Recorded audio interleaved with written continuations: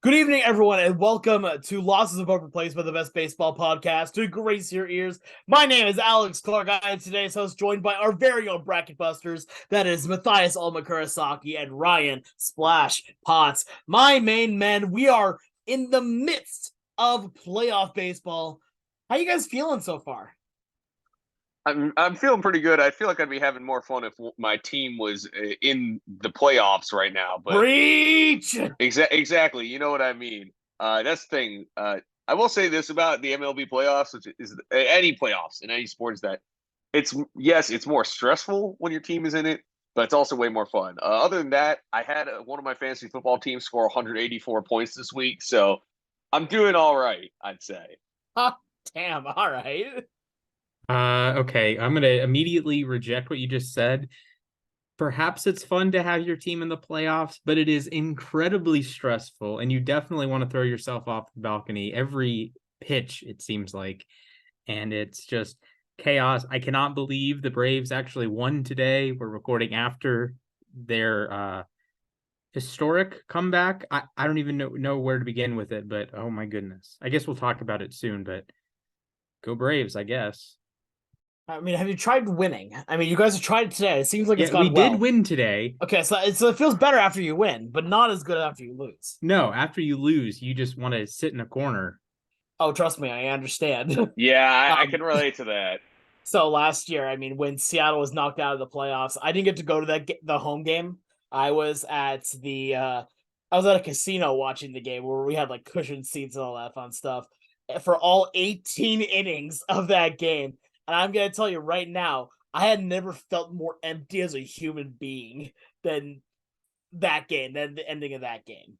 Well, I'll tell you, I was at the game where the Mets got eliminated last October, which, as of this recording, it was a year ago today, and it was the most painful. Well, it's okay. Let me just say, in New York, it's already rough to take the train home after your team loses, but that was the most painful post L train ride home that my dad and I took because I mean, it was just I never felt more deflated as a fan in my entire life. That felt worse than when they Mm-hmm. lost in the World Series. I'll tell you that much. Oh no, I 100% get it. Like when we lost, when that game was over, like yes, it was 18 innings and everyone was kind of okay that was finally over. But the idea of like you still lost after 18 innings and you're out of the playoffs for the first time you've even been in the playoffs in 20 years. Man, no, that was trying to get up from my seat. It took a while because I just had no more feeling left in my body. As for how I'm doing right now, at the very least, tired. It's been a long day at work, but I actually got to go on a bit of a mini vacation this last weekend. Drove up to Bremerton, got to go see a show, hang out with some good friends. It was a good time. But with that being said, there's something else that's been going on over the last week since our last podcast. The playoffs have officially started, as we've alluded to already. We've already gone through the entirety of the wild card round and are now midway through the divisional round on either side of the bracket. And let's start off here with the wild card. There's one word that kind of defines it, and that's sweep. Every single wild card series was a sweep as the Twins swept the Blue Jays 2-0. Then you have the Rangers sweeping the Rays, which I don't think a whole lot of people saw coming. A few people did. I personally did not. So 2-0. Then Arizona handed a pretty good size L over to the Milwaukee Brewers, and now are playing against the Dodgers. And then Philadelphia basically turns turns Philadelphia turns the Miami Marlins into the Miami Fraudulence. So it's like, okay, what's your main takeaway you see here from this wild card round? Like, there's not a whole lot of variety here, but there's definitely some surprises. So, really, what it comes down to for the teams that got sent home was the absolute lack of situational hitting. And I'm going to point to the Blue Jays first. They left 9 men on in both games. They scored a whopping 1 run in 18 innings. That's just I mean, if you're going to get men on base, you have to like cut down on your swing, something like that. They just did not get those big hits. And yes, it is a game of inches. I mean, Matt Chapman had his opportunity with 2 men on and 1 out, ripped what could have been a game tying double, instead hit into a double play. It's just not making the most of your opportunities. You look at the Brewers and their series, lost both games by 3 runs. They left 11 men on in game 1, had plenty of opportunities, did not come through. Game 2, they leave 9 men on. They blow another lead. They blew leads in both games, really. And then the Rays, the Rays almost set a record for playoff futility. They were 1 out shy of tying the Dodgers record for most consecutive scoreless innings in the playoffs. 33 and 2/3, I believe they made it. So really, it's just, getting the big hits. It just didn't happen. And I'll just say this right now: the Phillies Marlins series was never close. It never should have been close. Yes, game 1 was only a 3-run game, but it felt like it was a much larger deficit. So, and really, it's just crazy to me that the Marlins made the playoffs because they had the worst offense in the National League. So that's what it really came down to, though. I think situational hitting. I think that yes, the Blue Jays Twin series was close per se score wise, but the Rangers blew away the Rays. I think the Rangers are an incredibly streaky team. They were firing on all cylinders, though. The Rays just came out flat, really. And the D-backs surprised me a little bit with their offense, and really their bullpen shut me up, to say the least. I did not really trust that bullpen. They came into play. So props to those moving on. I think those who got sent home, some of them I think at least will be back next year. Yeah, I'm going to take this in a slightly different direction. I thought the storyline of the first round of the playoffs was baseball IQ. Teams like the Rays were making just fundamental errors, and the Rangers out-hit the Rays, yes, but they were running the bases well. They were playing good defense, and the Rays were just making error after error after error after, not an error technically because it didn't hit a glove, but Jose Siri misplayed a ball in center field.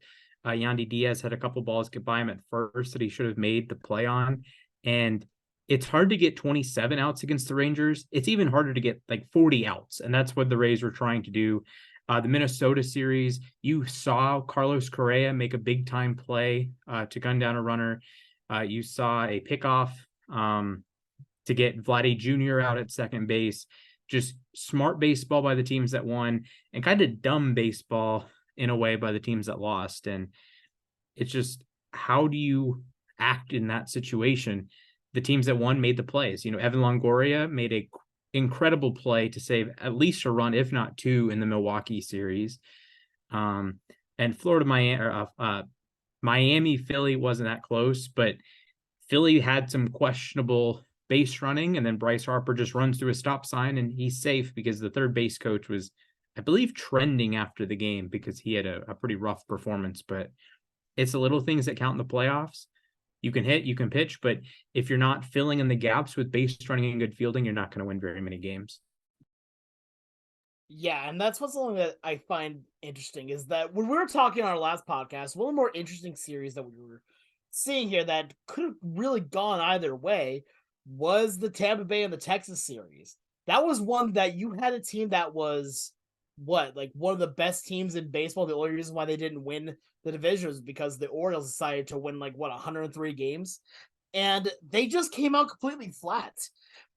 And it's kind of interesting. You take a look at the scores here, and of the 4 wild card series, I should say, there were 2 series that looked like blowouts, and that was the Texas and Tampa Bay series, as well as the Philadelphia and Marlins series. And one of those, that one sounds a lot more likely than the other, right? Again, people kind of expected that Philadelphia was going to run over the Marlins. Like you said earlier, not a good hitting staff, the worst in the National League, and pitching staff that was, decent to solid, but how is that going to work against a team that is that big of a powerhouse? One that just hits bombs all day long and hits very, very well as has timely pitching. So here's my question to you guys, just to kind of add on to this conversation a little bit here. What do you think is probably the more significant series of these 4? Which of these do you think is going to be the story moving forward in this? Because right now, my personal vote on this is, in my opinion on this, it's Philadelphia. Philadelphia right now, we saw what happened last year with them in the playoffs. And to be fair, I still stand by that I picked the Braves to win and go all the way to the World Series. But here's the problem I'm also seeing right now. You just gave Philadelphia, a team that just didn't even really need a warm-up, and you gave them a warm-up, and they're showing that right now here, even against the Braves, as the series is as we've alluded to earlier, 1-1. But then you also have this Texas series, where right now Texas is going right now is on this juggernaut path where they had to first go up against the Rays and dismantled them, and right now are doing pretty well here, including 2 straight wins against the Orioles, who had the best record in baseball. So which was the bigger surprise? Which is one that's going to be the biggest story going through this playoffs race? I think it has to be Texas, really, because the thing with the Rangers is they were so streaky this year. Like, it's just they'd have stretches where they looked like world beaters, and then they would, let's put it this way: their longest win streak all season was 8, August 1st to August 8th. Their longest losing streak this season was also 8. Guess what? It was 2 weeks later, August 16th to the 25th. So they'll look like absolute world beaters, and then they'll go ice cold for a week or something like that. And really, they tumbled into the playoffs, to say the least. They had a 3-game division lead with 4 days to go, and then lost the division. So it's really interesting to see how you recover from tumbling from the precipice of the division title to getting relegated to the wild card series. But they came out, they were firing on all cylinders against Tampa Bay from an offense perspective. Yes, they left 13 men on in game 1, but they were capitalizing on Tampa Bay's mistakes. They really jumped on Zach Eflin in game 2. Evan Carter looks amazing, by the way. That's a kid who's only 21, just turned 21 in August. I think that the Rangers, they showed who they were against the Rays and that amazing pitching staff, and they've come out firing against the Orioles. I know you can say this about almost any team that makes the playoffs, but when the Rangers are going, they look like a team that can win the World Series, and now they are the odds-on favorites to win the World Series. So I think the Rangers getting past the Rays proves that they're a tough out for anyone, and I would not be surprised if they win the World Series now. For biggest surprise, I'm going to roll with the Minnesota Twins. This is a team that hadn't won a playoff game in almost 20 years. And not only did they win 1, they won 2, and they won their first playoff series since 2002. And that is a huge monkey off their back. That is just big performances. Royce Lewis had 2 home runs in game 1. And you just come out and you play in front of that raucous crowd. Big props to the Minnesota crowd. I don't think they sold it out. They definitely didn't sell it out, and they had like really cheap tickets, but the fans that were there, they showed up. Mad respect there. It was a great environment, and Minnesota's going to see ALDS play tomorrow or the day this goes up. So they're the big surprise so far, and they take a game off Houston. Houston doesn't really lose in the ALDS, word to the Mariners. Definitely not at home either. That's the thing. Yeah, definitely not at home. So just a spectacular start for Minnesota. Now they are the favorites to advance over Houston. Just think about that for a minute, that Minnesota, who hadn't done anything in the playoffs in 20 years, they're the favorites right now. And of course, that's going to play a role in like Texas being the favorites to win the World Series. Philadelphia was favored to win the World Series while they were up 4-0 earlier today. But I think Minnesota's come to play. And, I was one that picked Houston in a sweep. And obviously it's not going to be a sweep anymore, but Minnesota's played pretty well. Yeah, I think we're going to echo some of your sentiments here, Splash, that I think that Minnesota is really going to be the interesting story going into the DS at this point, just because we've seen so far that when they get the chance to play this year, they have come to play. But there's one more thing I do want to kind of bring up here, and it's kind of echoing what Mac was saying about the Rangers, is that they still can be very streaky. We don't know to what extent, though, and that's the real question here. And this is why I don't have a whole lot of faith in them.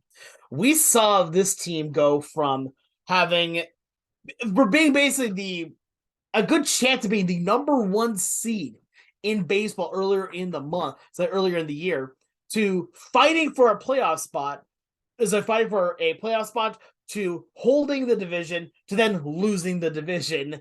And all of that happens within just a matter of weeks. I need to also remind that Texas did lose 3 of their last 4, like in that last series against Seattle, and had they lost the one more, then maybe Seattle would have been in the playoffs. But anyway, at that point, like, I can't trust Texas right now. Yes, they won an amazing series, but we've seen that right now this team is arguably talent-wise and ability-wise, when you put it all together, the best team in baseball right now. When they put it all together, when they get everything all figured out, it is impossible to stop that team. But the key word is if. And when that team is streaking like they have been, they can be a team that will either score 8 runs in a game or no runs in a game. And it becomes a huge issue for them overall, which is why I can't really say that they're going to win the World Series, because I have a feeling that their luck is going to run out before them. I will say I am 100% at this moment both a Orioles fan and a Twins fan, just because I want the Orioles to make, I think, the feel-good story this year, as well as any team that's against the Houston Astros is a fan of mine. But at that point, I think, honestly, the biggest surprise, if I had to choose one, though, it is going to be the Twins. The Twins series was one that we were kind of laughing at. I'm going to be honest here. We were laughing at during the last podcast because the stadium wasn't sold out and you could get playoff tickets for as low as $8 on some ticket sharing apps. So to see them finally get the moniker back of where they finally got the win back in their team logo, are they going to be this team that's a juggernaut to stop? I mean, it's very possible. Like, this is a good baseball team and could very well, like, I know that we were saying that, technically at that point, the Astros are the underdogs. No, they're not. The Astros are not the underdogs. You can't say that at this point. So I think the Twins could make some serious noise here, especially if they get on a good roll here against Houston. Any last words here we want to say about the wild card round before we move on to the divisional round? I will say one thing, which is that the Twins, I think, were really well set up for a best of 3 series when you can go Pablo Lopez and Sonny Gray. I think that, we go into this division series, and the tough part is they really don't have a great third option, I would say. I know Bailey Ober was solid in the regular season, but he kind of had a rough time in game 1 of the ALDS. So really, you have to win every single game that Gray and Lopez pitch. And I think their bullpen has been fantastic this postseason so far. But I'm curious to see really if they can keep it up throughout the rest of this ALDS and if they advance in a best of 7 series. Yeah, no, this is going to be really interesting to see what we see here now going into the divisional series. So, speaking of the divisional series, let's talk about that now. So, we're only at the very most 2 games into every series right now. And at this point right now, we have, like we said earlier, the Twins versus the Astros. We have the Rangers versus the Orioles. You have the Diamondbacks against the Dodgers and the Philadelphia Phillies against the Atlanta Braves. So, as of this exact moment, which I know there are still some games going on, as of this exact moment, the Twins and the Astros are tied at 1 game apiece. Texas leads the Orioles 2-0. Arizona leads the Dodgers 1-0, and the series is tied between the Phillies and the Braves 1-1. At the time of this exact recording right now, the Diamondbacks and Dodgers are in the top half of the 8th inning, with the Diamondbacks leading 4-2. So, with that being said here, there's already some very interesting storylines starting to brew here in the divisional round, and this is really the round that I like to see where things start to really heat up in the playoffs. Like the wild card, it's always fun to see like the good little feel-good stories start to come through, but it's the divisional series where the playoffs really get cooking. So tell me right now, there are 4 series that we are looking at here. We've already been talking about them a little bit. Which series right now is the most intriguing to you guys? Which one is the most intriguing? I think this easily goes to Philadelphia and Atlanta. You can talk about the other series, but this is a series that has two of the top 4 teams in baseball. If you're doing power rankings, I think Atlanta is probably 1. Then you have LA's in there. Baltimore is in this discussion. Houston's in this discussion, but Philly has to be in this discussion as well. And they proved last year they can ball out in the playoffs. And you have the sort of like part 2, the sequel, right? Even the Dodgers, you could say, oh, they are trying to get revenge, but they're not playing the same team they did last year. Atlanta and Philly, a rematch of last year's series. I think that kind of ratchets up the intensity of the series. Division rivals, they're playing again, and I think that's clearly the top series here. I think both of these teams can win the World Series. I don't think there's any other series. Maybe you could argue Texas and Baltimore.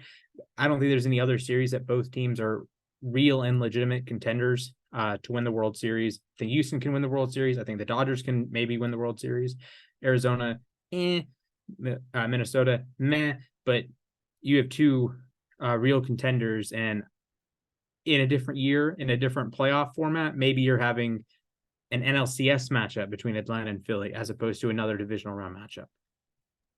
Yeah, really? It pains me to say this as a National League East fan, because you have 2 NL East teams going at it. But like Splash said, these are 2 teams that could very easily win the World Series. I think what I'm most intrigued by is obviously today the Phillies blew a 4-0 lead, and to have a game end with Bryce Harper getting doubled off first base, I'm really curious to see here how Philly will respond, because in my head, I thought that Philly just needed to win 1 game in Atlanta, because Citizens Bank Park is an incredibly hostile environment. And we've seen how good the Phillies have been at home during the postseason. They were great at home last year up until the World Series. They've been great so far this year. They've won both games at home against the Marlins. Now, going back home after an off day, I think the off day is a big key for them, because you can maybe, get rid of some of those demons from how this game ended. And now you go back home, you have Aaron Nola on the mound, and then Ranger Suarez, who did a very good job in game 1, along with the entire Phillies bullpen. So I think the Phillies and Braves, I've been saying this the whole time, the Phillies are a team I would not want to face. And really, I still think the Phillies are in a solid position to do some damage. So I'm really, really curious to see how this plays out. Like I said, as an outsider, as a Mets fan, it kind of hurts to watch these 2 teams face each other, but it's really high quality baseball. So if there's one series that I recommend all baseball fans tune into, it's this one. I like your reasoning, both of your guys' reasoning on it. However, I'm going to go in a different direction here. But I'm also going to go to the National League here. I'm going to talk a little bit about the Dodgers and the Diamondbacks series. This is one that I think is probably the most intriguing. And the reason for it is that you have a team that has been kind of like the Rangers earlier, a team that was very streaky, one that struggled about midway to late through the season, but dominated in the early bit and is starting to refine their focus, taking on the juggernaut Dodgers that a lot of people have as a heavy favorite, at least a good favorite, to make it into the World Series again this year. And that's including good, tough teams like the Phillies and the Braves. But look at what the Diamondbacks are doing. The Diamondbacks had first their series here against the Brewers and won each game handily. A 3-run game for each one of those, winning 6-3 in the first and then 5-2 in the second. Okay. That's the Brewers. The Brewers are a good team, but they're not an amazing team. They're the Brewer. But they're not the Dodgers. But then you go up against the Dodgers and you go up against Clayton Kershaw, who has had a solid year this year. Not the best year, don't get me wrong, but a solid year. And just when people started to think that the playoff Kershaw memes would go away, he goes and gives up a bunch of runs, and the Diamondbacks put a statement win on the first game of the division series here, winning by a final score of 11-2 in LA. Let me say that one more time. They won by 9 runs in LA. That is impressive. None least for a team that has that big a chip on their shoulder right now. I love seeing it. And on top of it, you're looking at the game that's happening right now and very well may end while we're recording this podcast here. But the Diamondbacks are leading 4-2. And if they win that game, guess what? They are 1 game away from going into the NLCS. Like, I think this is a great David and Goliath type of story, but I think that means that people might be sleeping on the Diamondbacks here just a little bit. Like, don't get me wrong. I can't be a hypocrite and say that the streakiness of the Rangers is what's going to kill them, but the Diamondbacks won't get it, even though they've been streaky. I can't say that. However, one of the things I'm noticing here is that each one of their games that they have played, they have felt like they have won them pretty handily. Like, each one of the games, it felt like they were in control. And it's been so far that way here against the Dodgers. There's a difference between being in control of a game and winning a game. I think we could all kind of agree to that one. Like, there's games that you can win on the last at-bats, and there are games that you win from the first at-bat. So I think this is going to be really interesting. And on top of it, I think that if you give the Diamondbacks time to rest, like if they win this game and then win the next one, right, and do a sweep of the Dodgers, I don't think it's too far-fetched to say that the Diamondbacks have a real chance of going to the World Series. Like, regardless of who wins between the Philadelphia Phillies and the Atlanta Braves. Like, don't get me wrong. Both teams are incredible. Both teams are very, very, very good. But if what we're seeing here from the Diamondbacks is real, I think both teams would be nervous to be playing against them right now. Yeah, I'll say this is that the D-backs won 84 and 78 this year, but I feel like their roster is better than their record indicated. Especially, you have Corbin Carroll, who's going to win Rookie of the Year, might get top 5 in MVP voting. Power hitting first baseman and Christian Walker, a really good defensive center fielder, and Alec Thomas. Ketel Marte, I feel like, became underrated all of a sudden. Tommy Pham, a veteran presence who is a pretty good hitter still. I watched him with the Mets a lot. He hits the ball very hard. Gabriel Moreno, pretty underrated offensive catcher. And Lourdes Gurriel was an all-star. He kind of slumped in the second half, but he's solid. A playoff veteran in Evan Longoria. Plus that front duo of Merrill Kelly and Zach Gallen they're both really good pitchers. And really what won them that series in Milwaukee was their bullpen. Their bullpen was lights out, did not allow a single run. So I'm curious to see if they were to advance, though. It's the same question I have about the Twins is, what can we get beyond Gallen and Kelly? Is Brandon Pfaadt going to be for real? Is the bullpen going to hold up? So those are my questions really regarding these Diamondbacks in a best-of-7 series. But, man, they've proved me wrong so far. I did not think they would put up much of a fight against the Dodgers, and here we are. Obviously, this game is not over, but they, especially their offense, they've been strong so far. So I'm really curious about these D-backs. I don't know if this is the best comparison, but they kind of give me 2006 Cardinals vibes. So, they haven't made the NLCS since 2007. Maybe this is the year they get there. They haven't made the World Series since 2001. We'll see what happens. Please don't remind me of 2001 and the Diamondbacks. I will always feel sad about that. No, they deserved it, and they're not the Yankees, thankfully. Anything else we want to say here? I was gonna say, man. Yeah, look, I don't have a problem with the Diamondbacks. I definitely have a problem with the Yankees. But I mean, to be fair, I still will always hear 2001 and feel both a sense of nostalgia and a sense of longing because of what could have been. But that's just how it be sometimes. All right, what more do we want to talk about when it comes to the ALDS, NLDS? We talked a lot about the NLDS. What about on the ALDS side of things here? What are the intriguing matchups here? We have Houston and we have the Twins, as well as the Orioles and Texas, especially when we talk and consider about how Texas has been on this torrent streak since starting the playoffs. I know they have won 4 straight. So what do we see about that going forward? Well, the Rangers really have the Orioles on the ropes. I mean, my biggest concern with the Orioles this whole time was their starting rotation, and unfortunately, they've proven me right. Kyle Bradish was solid, striking out 9 and 4 2/3, but Grayson Rodriguez just got absolutely ambushed by the Rangers offense. And like I was saying, that Rangers offense is relentless. I have not doubted the Rangers offense at all. I doubted their pitching staff, but I mean, the combination of Andrew Heaney and Dane Dunning did their job in game 1. Game 2, yes, things got pretty tense, but these Rangers, like I said, they're tough to stop when they're firing on all cylinders. And right now, they kind of are firing on all cylinders. Like I mentioned, Evan Carter. I mean, the dude is over 2 years younger than I am. He's drawn 6 walks against 2 strikeouts. He has a 700 on base percentage. I mean, what more can you ask for a 21-year-old? He has the approach of a veteran out there. So the Rangers and O's, that's definitely. I think the Rangers basically have this series on lock. Twins Astros, on the other hand, who knows where this can go?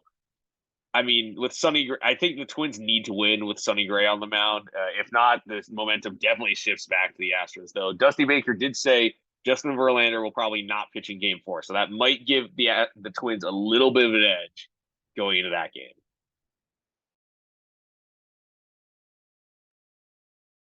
Yeah, no. So this one I think is going to be interesting. I don't want to count out the Orioles though just yet, right? Like, Smash, what do you think here? Because I think the Orioles are still a really good team. I can't count them out just yet, right? Yeah, and you look at the game yesterday, and it's like 11-4, 11-5 in the ninth, and Texas's bullpen just starts to have a meltdown. And even in game 1, you bring in Spores, he walks the first batter, gets to a 3-ball count against the second batter, and then you just like Texas Ranger your way out of it. Then the next inning, you bring in Chapman, and he throws 7 straight balls to begin the inning. And it's hard to win games when you're giving the other team free base runners. And sometimes you'll erase them with strikeouts or erase them with pop outs and whatnot. But you can't give good teams extra bases.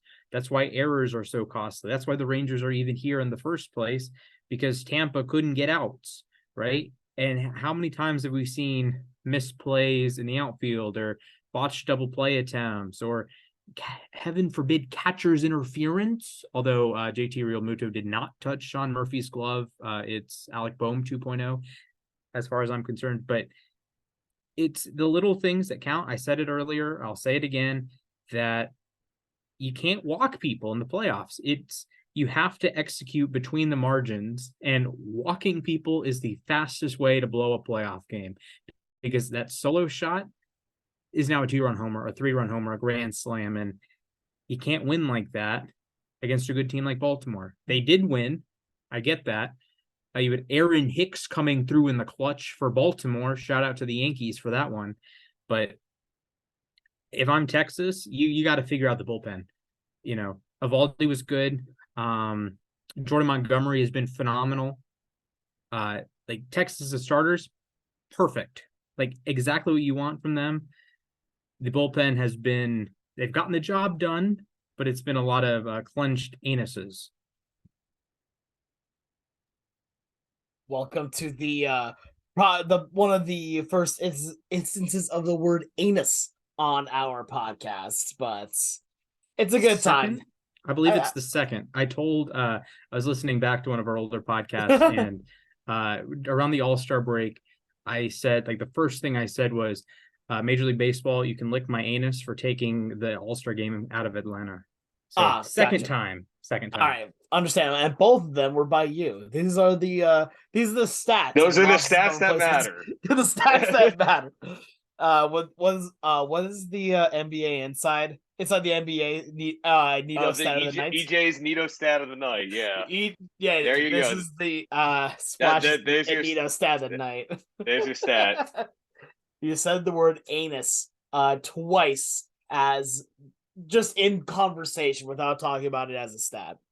Anyway, any other last notes we want to talk about the division series before we move on to our next topic? You got to give another shout out to the Diamondbacks. I thought they were major underdogs coming into this series, but I honestly would have zero issue with them going to the NLCS or further. I think they're actually a really fun team to watch. Understandable. I would love to see them going into the NLCS. To be fair, my dream scenario, which I didn't put on the podcast, but my dream scenario is Orioles versus Diamondbacks, just because I think that would be a lot of fun. Anyway, with that being said, we're going to move on here. So we've already done a lot of our predictions. We'll continue doing our predictions on Twitter as well. Make sure you go follow us on Twitter at LAR_baseball. Every new series, we will be putting out different graphics made by our very own Ryan Splash Pots here that talks about our predictions for each one of these major series. And then you can let us know if we are right or if we are full of poop. So with that being said, we're going to try a new segment here that I will say given to us by our very own Ryan Splash Pots. An interesting idea that we're going to be calling Rant Roulette. So each of us have brought together 3 topics of conversation, 2 sports related, 1 non-sports related. And we are going to be given a random one of the 9. I'm the only one that knows what all 9 prompts are, but as the host, I think I kind of have to at this point. But from there, we're going to be given a random prompt from a random list generator and just have to talk for about a good minute about that one topic. Flash, just something you wanted to say real quick? Yes. So this idea came from the NFL Stock Exchange, Trevor Rogers, Connor Rogers, Trevor Sycamore. So shout out to them. They had a segment last week on their Wednesday show that they both, brought in a whiteboard and wrote down topics, and they introduced the topic to the group to talk about. I thought it was fascinating. So shout out to them. They run a great show. All right, definitely shout out to them as we get ready to start our own version of it. So I have with me a 6-sided dice. Here, I'm going to roll, and this will determine who goes first. If it's 1 or 2, I'll go first. If it is 3 or 4, Mac will go first. If it's 5 or 6, Splash will go first. It is a 3, so Mac, you will be the first one to go first. And your topic, as I randomize the list, your topic is, we're starting out beautiful without a sports question. What is the best fast food burger? What is the best fast food burger, Mac? All right, the floor is yours. I want to hear what you got. I want to hear what you got to say.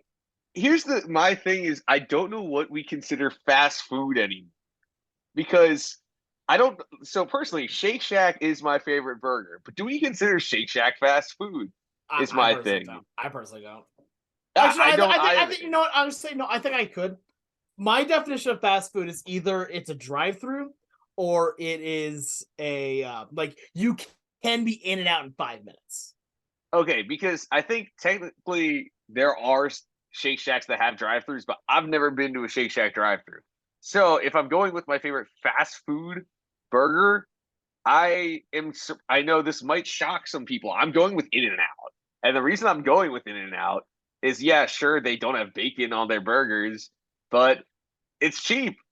And considering the value and the quality of the food, I think In-N-Out has to be first of all, it's the OG drive-thru. And second of all, I just think that for what you're paying, you're getting great quality burgers plus the secret menu. So In-N-Out, in my humble opinion, is the king of fast food burgers. Interesting take. I mean, I personally, I get it. I like In-N-Out, but it's not, in my opinion, it's a little overhyped at times. A little bit, but I'm following you. Understandable. Splash, do you have any quick comments before we move on to our next one? See, I'm not the biggest burger fan from fast foods, from fast food restaurants. Like if I'm going to say McDonald's, I get chicken nuggets for breakfast, right? So yeah, I don't really have an answer. I'd have to think about it for a while because I just don't eat a lot of burgers, honestly. Yeah, like regular restaurants, I'll knock down a barbecue, bacon burgers, hickory barbecue, whatever. I'll knock down one of those, but fast food, not a big burger guy. So, okay, here's a quick question for you guys before we move on to it then. Is Five Guys fast food burger then? Does Five Guys count? Yeah, that's one I flip back and forth on. Yeah. Here's my thing. My thing with Five Guys is honestly I feel kind of disgusting after I have Five Guys. Something like I it's just understand it's that. almost like too much food, if you get what I'm saying. I get that. It is the 100% my favorite burger. My 100% my favorite fast food burger, and potentially my favorite actual burger. Because most of the time I'm like you Splash. Like if I'm going to like a McDonald's or something like that, I'm getting McChicken. If I'm going to like DQ for food, I'm getting like chicken strips or something like that. So Right. I do want to give a shout out to yeah. Elevation Burger in Virginia. It's sort of like toes the line of being fast food and not fast food. It's like you can sit down in there, and they don't have like a takeout window, but in Falls Church, takeout windows like aren't allowed in most places, which is weird. But anyways, Elevation Burger, that's my go-to, at least up here. Understandable. Actually, we had a fun time back when I was living in Bothell, still in high school. A Five Guys opened up, and people were skipping school to go to this Five Guys. And I'm like, why? Like, it's a burger, but no worries. I understand. It's a good burger. Anyway, all right, so it's just you and me left, Splash, here. So 1 through 3 will be me. 4 through 6 will be you. I've rolled, and it is a 6, so you will be going next. So your topic of conversation here is, this is actually one of the ones that you gave. So if they lose, is this playoff exit more disappointing for the Braves or for the Dodgers? Right now, currently, the Braves are tied 1-1 with Philadelphia, and the Dodgers are currently 1-0 against the Diamondbacks, but are on pace right now to be 2-0. Okay, I was thinking about this in the cooler yesterday. I think it's the Dodgers, and you can look at Atlanta, and they have the better record. Yeah, it would be their second straight loss to Philadelphia, but I think you have to factor in the quality of the opponent here. That Atlanta as a team, you're not overlooking Philadelphia. I think if you're LA, you might be overlooking Arizona. You dominated them, historically dominated them. Zach Gallen can't win Dodger Stadium. Merrill Kelly was like 0-11 against the Dodgers. There's nothing about the Diamondbacks that really scared you. At Atlanta, you have visual evidence that they dropped their nuts on your face last year. So Atlanta has like something going against them here. And I think this would be a really bad loss for the Dodgers. They're not playing a World Series caliber team, in my opinion. Atlanta is. And so that to me is the difference. Yeah, I understand that. I would say personally that this would be a bigger loss for the Braves than for the Dodgers, just because I think with the Dodgers, you've had so many injuries, but there's so many players that have left over the course of the year that your team is still good, don't get me wrong, but it's not as strong as it could be, and so you can use it as an excuse. Whereas for the Braves, I feel like the Braves are just the most talented team in the National League. And if you're the best team in the league, you deserve to go to you should be going to the World Series. So that's my 2 cents, but I'm not going to go too much on that. Yeah, I'll just give you my quick 2 cents, which is that I think there's a reason I picked the Phillies to win this series. The Phillies, like I said, they're the team in the National League I would not want to face at all. Meanwhile, the Dodgers, I thought they were the heavy favorites going in against the Diamondbacks. I had them winning the series in no more than 4 games. So I think it's just the Dodgers have been here so many times. They've made the playoffs each season since 2013. They've won 100 or more games each of the last, if I'm not mistaken, each of the last 4 full seasons. So I think at this point, it's just a major disappointment for them whenever they don't make it past the LDS. Yeah, no, I completely get it. All right, so I will go now to my topic, and as I take a look here, okay, all right. I was actually, when I was going through the topics earlier, this was one that I was really hoping I would get, so I'm glad about that. It's Game 7 of the World Series. Who do you want on the mound? And all right, I have a very easy answer for this one. It's the big unit, Randy Johnson. I want Randy Johnson on the mound. Give me 2001 Randy. Give me 95 Randy. Give me any of the good prime years of the big unit. And I can guarantee at that point that as long as you have a competent offense, that you are going to win that game. You may even only need one run to do that. He's a guy that can give you stamina, can give you great stuff, great velocity. There are a lot of pitchers I was considering. Like what I just kind of meant was going through this prompt. The other names that kind of came to me were guys like Greg Maddux. I thought would have been amazing because I love a guy that that doesn't have to throw 100 pitches to beat you, and as well as guys like Sandy Koufax as well. But at the end of the day, I settled on Randy, and I think Randy is just, in my opinion, the best option. Yeah, I'm going to wholeheartedly agree with you. Actually, I've been asked this question so many times, and I mean, Randy Johnson only pitched in one World Series, and he was co-World Series MVP for a reason. Mm-hmm. He had 1.04 ERA. He came out on, what was it, 0 days rest in Game 7 and got the win. Through a complete game shutout in his first ever World Series start. Yeah, I don't think the lights would get too bright for Randy in World Series Game 7. So I 100% agree with you. Not to mention, he also has a lot of he also has some bullpen experience in the playoffs coming. Exactly, yeah. Seattle. Yeah. You know, I'm going to bring up a different Diamondback, although he didn't do any of this as a Diamondback. Madison Bumgarner, a 0.25 World Series ERA. Some other guys, from long ago, Christy Mathewson had a 0.97 ERA in the World Series. Bob Gibson was excellent in the World Series. I'm not going to say his name, but he's a pretty bad person, pretty questionable person, but he won a World Series with the Diamondbacks, was co-MVPs with Randy Johnson in that series. You can kind of get who I'm getting at probably. He was great in the World Series. John Smoltz was great in the World Series. I think I'm going to go Madison Bumgarner. You can't go wrong with Randy, but Mad Bum, the 0.25 World Series ERA, that's tough to look past. Yeah. No, I think Mad Bum is definitely a really good option, especially like prime Mad Bum. Like I remember listening to a lot of the games back when they were in the World Series. I was actually in college during some of it, and just listening to the games and also getting to watch whenever I could, and just how dominant he was. It just felt like it wasn't even fair. On top of it, he was also hitting the ball too. So I'm like, okay. Anyway, that's gonna do it for Rant Roulette here. Let us know what you think here on Twitter at LAR_baseball. We're gonna try to make this a little bit more regular, but we're going to keep the 6 that we had also pitched along with this. We're gonna keep in the mix, but we're gonna be adding on more and more into this, so we never know where we're gonna ever get.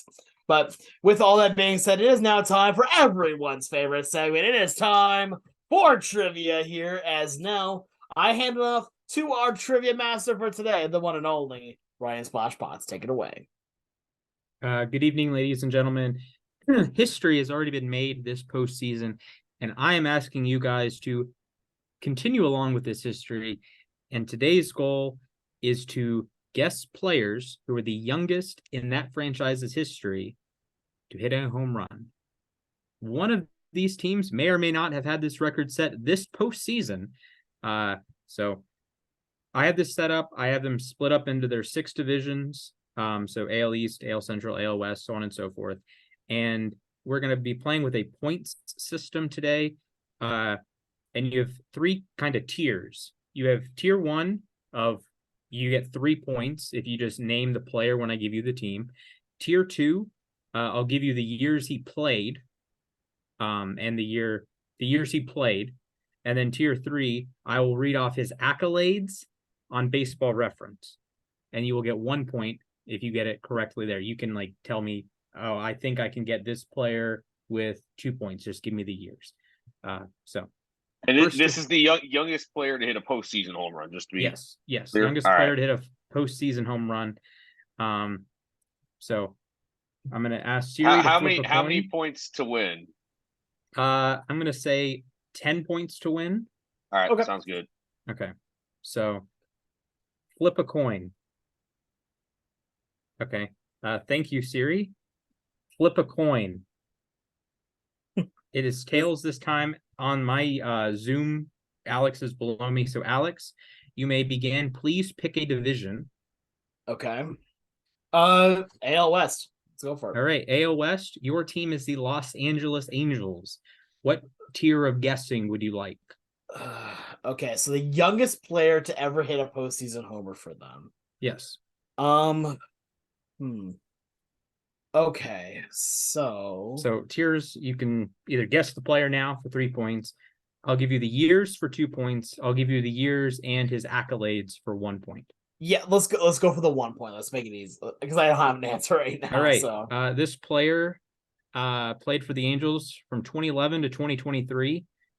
He's a 3-time MVP, Rookie of the Year, 11-time All-Star, 9-time Silver Slugger, 2-time All-Star Game MVP, Major League Player of the Year, and Wilson Overall Defensive Player of the Year. so is point, it Alex, name the so player. wait, is it Trout? Yes. Okay. The reason, so I'll say this right now, and I'm probably just the idiot fully for this, is that I for some reason thought that Trout did not have a hit in the postseason. Maybe He I'm has just wrong one. on It was a that. Yes. homer. Okay, you know what? Fair enough. That's why I went for the Zero, one. zero, Like, zero postseason wins, though. they're Yes. very true. Fair enough. Fair enough. All right, Matt, please choose your division. National League West. All right, National League West. Los Angeles Dodgers. Oh, I'm gonna have to go tier 1 on this. All right, tier 1, 2019 to 2022 with the Dodgers. He was a 2020 World Series champion. Oh my God, what came up in 2019? Oh my, this is gonna take me a moment. I'm trying to think. So he was a 2020 World Series champion. God, who in the world could this be? Oh my God. So, this is completely stumped me somehow, and I'm not sure how that's possible because I know who it isn't. I'll tell you that much. Oh my God, this is gonna drive me insane because I should know the answer here. Uh, Youngest to do it, 2019 to 2022. Is it? I don't. Is it Gavin Lux? Gavin Lux is correct. Let's go. Nice, John. Way to I pull couldn't that remember if out. he was on the 2020 team, like the World Series team. Yeah, I was I said like Dodgers 2019 to 2022, and I thought that was a pretty reasonable clue that he didn't play this year, because he was out for the whole year. But we moved. To be fair, when I heard that, I thought that was a player that played in 2022 and then left for 2023. That's what I thought initially. Okay. Yeah, I tried to. It happens that the two players we've had have played all for one team. I don't know how we're going to cover it if someone didn't play for the same team. But anyways, Alex, please choose a division. Okay, so quick question. Can I pick a division that's already been picked? Yes. All right, you just AL can't West. choose it more than 5 times. All right, AL West. The Texas Rangers. Okay. Let's see here. I have some ideas, but I'm not confident in really either of them. So I'm gonna go with give me the tier 2, the one that you give me the years they played for them. 2023. Oh, Josh Young?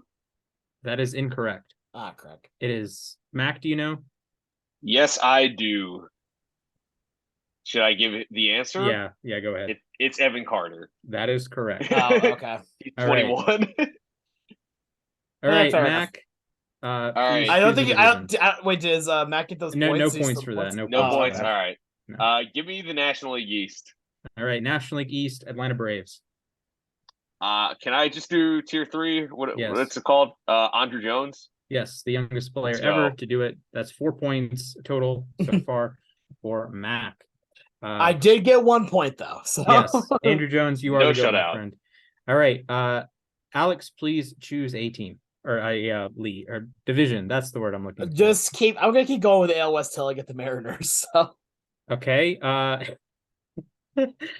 Seattle Mariners. yeah, I'm going. Okay, so here's the problem. I think I know. I'm pretty darn sure I know what the answer is. I'm gonna go with tier 3. But is it A-Rod? It is A-Rod. It is a tie game. Yep. I had a feeling on that as much as I hate saying his name. All right. Mac, tie ball game. Back to you. Oof. Give me the NL West again. All right. NL West. Arizona Diamondbacks. Tier 3, Corbin Carroll. That is correct. Nice. 7-4 Go. Mac. Alex. All right. Keep to the AL West, I guess. Even though we already did the Mariners. All right. This is the division I know. Oakland A's. Okay. So, Oakland A's. I'm gonna go with tier 2 on this one. I wanted the years. Okay. Do you want the years he was an A or the years he was active in baseball? Okay, so that's okay. So to clarify here, Mhm. he hit this home run with the A's. Correct. Okay, so yeah, no, they just give me the years that he was with the A's. All right. 1925 to 1935. Never mind. I need more information. Okay. I don't have any more info. I don't know if even more information is gonna help me out. Okay. Here. Hall of Famer, All right, three-time MVP, Jimmy Triple Fox. Crown. Yes, Jimmy Fox is correct. That is 5 points Nice. for Alex. Woo! All right, Mac. This is for the win potentially. Wait a minute. Oh yeah, never mind. Give me the You're at- National League East. National League East, Philadelphia Phillies. Oh boy. Wait, should I be at 6 points actually? You got I did three- a 1, a 3, and a 2. with Fox and Trout, you needed the accolades. That's 1 each. Oh yeah. Oh. Yeah. Oh. Yep. Oh. Okay. Yeah. All right. Yeah. So you said, can't finesse yeah. me there. Oh no. I wasn't actually even expect. To be fair, I wasn't even going. I tried to say my answer before you gave the accolades. Oh, okay. Oh, that's all right. No worries. So for the Phillies, I'm gonna need. Give me the years. I'll see. Years he played with the Phillies or overall years? The Phillies. 2022, 2023. Oh, what? So he came up last year, or no? Would he have come up last year, or would he have? Man, I should know the answer here. If it was if oh man. Okay, I think I'm gonna take a guess. I'm not actually sure if this would be the answer, but I think he's younger than the other guy I have in my mind. So I'm going to go with Brandon Marsh. Brandon Marsh is correct for 2 points. Let's go. All right, Alex.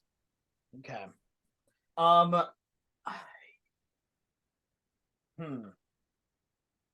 going to take a gamble here. Okay. I'm going to say AL West again, which means that it's going to be the Astros, correct? Yes, Houston Astros. Yep. And I'm just going to go for the 3 because I need to get close enough at this point here. Fair. I'm just going to say Kyle Tucker. Kyle Tucker is incorrect. I gave it a effort. Mac, do you know? Youngest Astro? I mean, I'm assuming this would date to the National League days, right? Maybe. Yeah, honestly, I have no clue. It's Correa time, boys and girls. Oh my Carlos god, I Correa. should have gotten that. Yeah, he was like 21. See that was what I was thinking. What that would be Tucker because he made his debut when he was 21. So I'm like, you know what? He's pretty good. Let's see if that'll help. All right, Mac, back to you. All All right. I need is 1 point. You know what? Give me the National League Central since we haven't touched them yet. Chicago Cubs. Oh no, dude. I'm just gonna be honest. You're cooked here. I've never heard of this player. That doesn't help me. What? Give me the career accolades and stuff. Tier 1.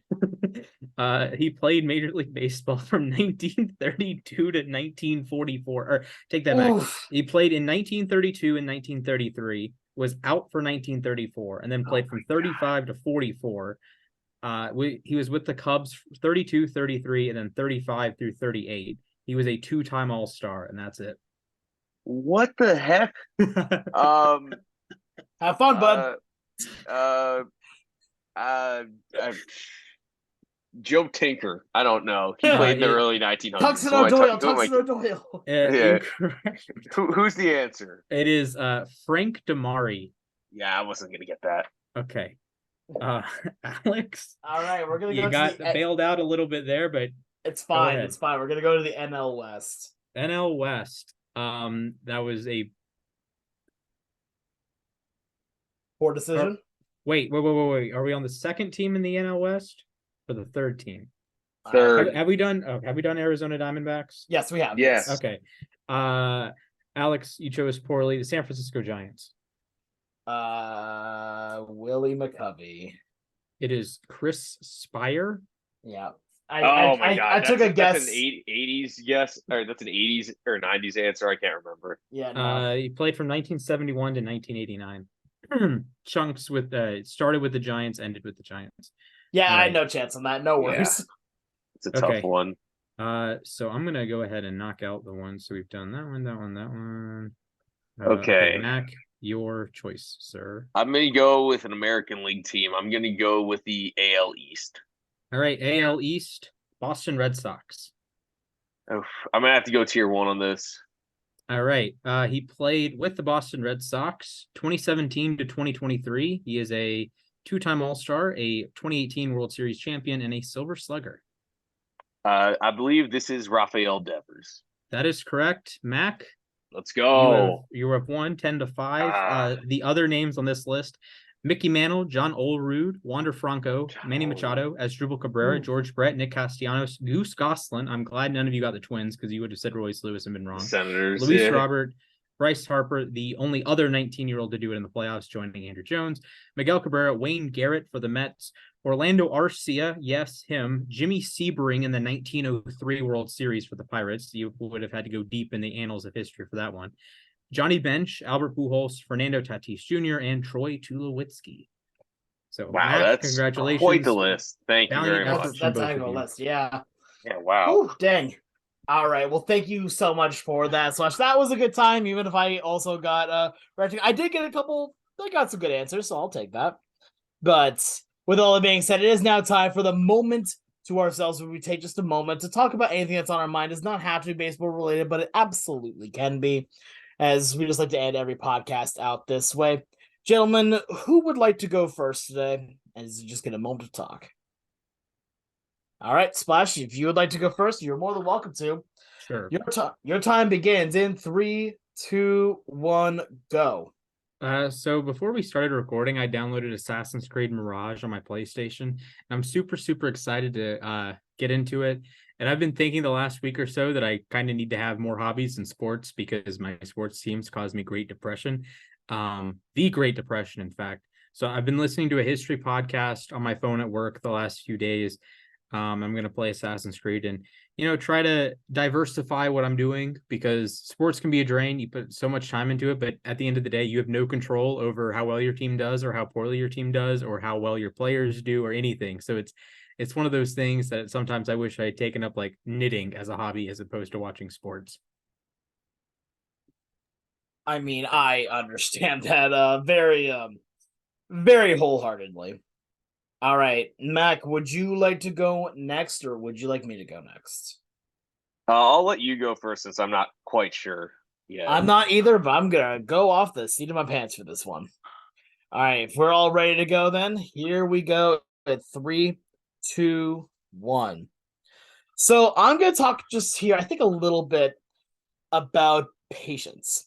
I've had to work a lot on my patience in years past just because I've had times where I just get really anxious, really nervous, really antsy about things, and I just need to learn how to breathe. And I recently had an experience where a friend of mine was having a bit of a problem with being patient about something, and I saw what was going on, and I thought to myself, is that what I used to do? Is that what was going on? And when you can see it from both sides, where you can see it where it's both you're doing and then what someone else does, it gives you a lot of good perspective on it, and it really does help you understand why people want is like why you may want to stop doing something as well, or at least work on a better habits as well. So with all that being said, like, just practice patience. It's a good virtue. All right, and that is my time. So, Mac, are you ready to go? Yeah, sure. All right, here we go. It's 3, 2, 1, begin. So I just want to throw this out there. I've been seeing a lot of talk about this whole like layoff issue with waiting 5 days for the playoffs to begin, and I'm not saying that, all right, maybe you do get a little rusty when you have to wait 5 days to play. And I know this from being an athlete myself, for me as a swimmer, we would take months off at a time from competition, but I still don't think that's necessarily a valid excuse for poor play. Let's put it this way. Last year, the team that won the World Series had to wait their 5 days, and then they lost a total of 0 times the first 2 rounds of the playoffs. So I'm just saying, what makes it different for them than it did for the Braves or the Dodgers? Or, I'm just thinking, if the Mets were in that position and they got shelled, I would not excuse their poor play necessarily with that layoff. So I think I'm not saying the playoff format needs to change. I think as the years go on, teams will get better at adjusting. And, it happens all the time. You sweep, and you have to wait for another series to finish. So I think keep the playoff format the same. Teams will just have to get better. Yeah, I completely agree at that point. Just on top of it, also just the idea that if you're also playing less games, it means less chance for injury. So that's a good thing that could also come from it. But I just want to. Can I throw this out there? Yeah, please. Yeah, go for it. How about be good at baseball? That's is the at other Max thing. Fried, Yeah. at Bobby Miller, at Clayton Kershaw. I know your rest got thrown off and whatnot. Guess what? It's the playoffs. Your rest isn't normal anyways, right? Stop being a baby and go out and pitch. Houston doesn't have any issues with doing that the last couple of years. Spencer Strider didn't have any issues. Remember, he had a 19 ERA coming into the playoffs, and he was excellent. He had no issues. Kyle Bradish was pretty good in his first playoff start. He was reasonable.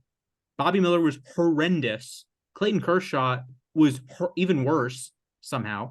Max Fried, credit to Fried for not allowing 10 runs. It could have been 10. He, pitched around a lot of trouble, but, he's supposed to be an ace, and he crapped the bed. Bobby Miller's supposed to be an ace. He crapped the bed. How many Dodgers fans told you, yeah, Bobby Miller's the reason we're going to win the World Series? Yeah, eat my shorts, you bozos. More unadulterated facts here with Ryan Splash Potts. Anyway, that's going to do it for our show today. Thank you so much to every one of you for tuning in. Make sure you go follow us all on Twitter.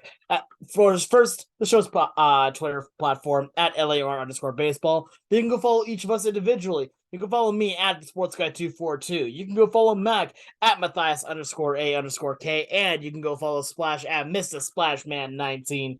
But from all of us here at Losses Above Replacement, I want to thank you all for listening. Have a great rest of your day. Stay safe. And I hope to see you all real soon. Thank you.